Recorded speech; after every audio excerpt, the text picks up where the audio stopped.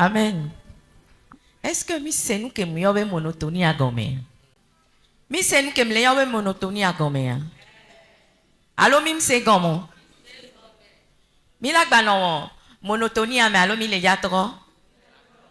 Leke on to vana chochi donne gake me juro on to tana te bena no intercession matin to aken gbebo. No école de dimanche vo. Ya ma ube nyakwe le ya va sea. Ocha monotonie wa walo. Amen. Non, on a des camps qui ennuyé na même ennuyé na mauntocha, qui ne donne pas de résultats. Nya de kabena monotonie meyele. Après souvent wade, debele do, totro le va au de ka o wakudo bokbokoke wade, debele ele sidwe dia.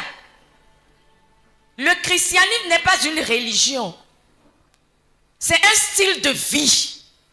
Et quand on dit style de vie, l'homme est appelé à grandir, à changer au cours de sa vie.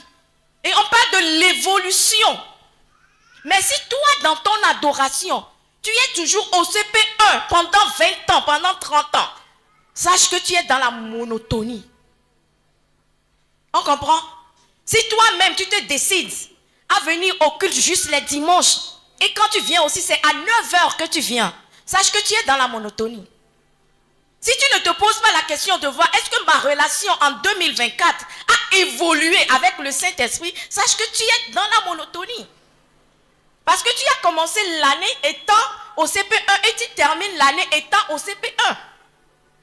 Tu as connu la monotonie. Est-ce que ta vie de prière a changé? Est-ce que tu peux me dire qu'en début d'année, je priais 30 minutes et jusqu'à la fin de l'année, j'ai commencé, mais n'a pas pouvoir prier 1 heure de temps, 2 heures de temps, 3 heures de temps? Si tel n'est pas le cas, sache que tu as évolué dans la monotonie. Certaines personnes ont commencé même avec 3 heures de temps en début d'année, mais ces gens sont revenus en 15 minutes, même ne prient même plus.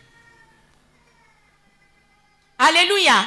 Il y a la monotonie dans tous les domaines, dans tous les domaines, dans tous les domaines. En tant qu'enfants de Dieu, nous devons revoir notre manière d'adorer Dieu. Amen. Parce que l'adoration conditionne tout.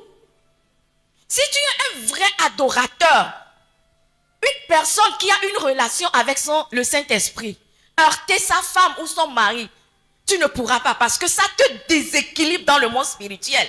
C'est que si tu n'es pas un bon adorateur, que tu pourras insulter ton mari, gifler ta femme, faire tout ce que tu veux avec tes enfants et me dire que tu pourras adorer. Parce que nous sommes des êtres spirituels. Quand le spirituel n'est pas bon, le physique en réalité ne marche pas. Mais en tant que chrétiens hypocrites, nous faisons croire au monde que tout va bien. Mais tout ne va pas bien. Revoyons notre vie spirituelle. Nous sommes presque en fin d'année. Mais nous courons.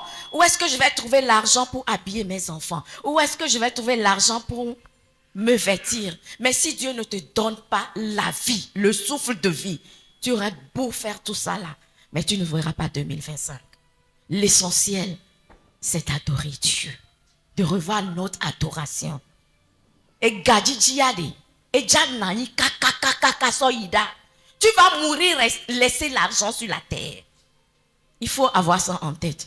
Tu vas mourir, laisser l'argent sur la terre. Je ne dis pas de ne pas chercher l'argent. Cherchons l'argent. C'est essentiel. Mais que l'argent ne devienne pas le substitut de Dieu. C'est Dieu qui bénit et ne le fait suivre d'aucun chagrin.